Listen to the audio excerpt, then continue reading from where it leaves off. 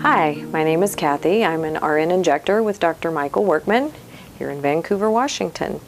Just wanted to kind of clear up some misconceptions that people have about aesthetic cosmetic injectables and give you a little bit of background on myself and how I got into this and how I hope to partner with you to become your provider. First, a little bit about myself. I've been an RN for 32 years now. For the last 6 years, I've worked in the aesthetics field. I have worked with two of the premier plastic surgeons in the Portland metro area and have recently joined the team with Dr. Michael Workman. Really happy to be here.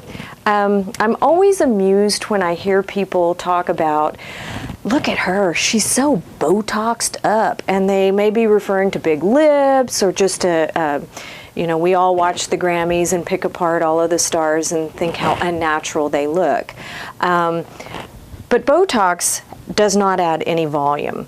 So when we're looking at cosmetic injectables, we're looking at two things. We're looking at facial animation and we're looking at facial volume.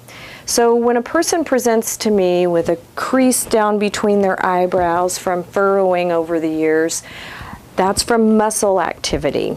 That is where Botox comes into play, or Xeomin. Both are neurotoxins that take care of that muscle activity. So what we do is we take small needles and make tiny injections into the area to calm those muscles down so that we're not having all that hyperactivity of the muscle and that hyperanimation that creates the lines on the face. So you can't poof anybody up with Botox. It's absolutely impossible. When you're talking about volume, as we age, we have compartments of fat in our face, and those fat compartments tend to fall.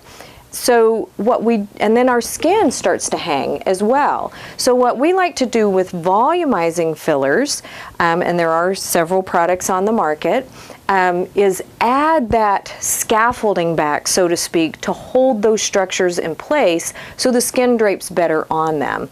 Is it a surgical result? Absolutely not. But there are times where you're just not ready for plastic surgery, or maybe medically it's not feasible for you.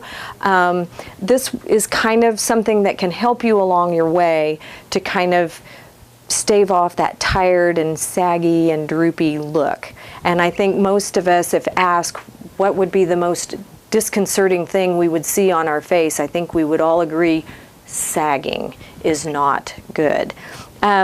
So again, how these products work, we have two neuromodulators that we carry in this office. We carry Xeomin and we carry Botox. Both are excellent products. It's kind of a preference of patient and provider. And with your consultation, we can discuss which would be a better product for you. We also have several volumizing dermal fillers. Again, each one of them behaves a little bit differently. Some are appropriate for the cheeks, some are appropriate for the lips, some are appropriate for the tear trough under the eye, and we just want to kind of figure out what your goals are and which one of these would be the more appropriate filler for you. Probably one of the highest compliments I have received in a really long time was from a client recently who said, you know, you're a lousy salesperson. And I truly am not a salesperson. And there are many places you can go for cosmetic injectables that are salespeople. And I'm an educator, I'm a healthcare provider, I'm a nurse first and foremost. So my hope is to partner with you, come up with a realistic plan, what you want to accomplish, how we can get there, and be your long-term provider. I don't want to meet you just once. We'll make a long-term plan for your beauty needs. Thank you.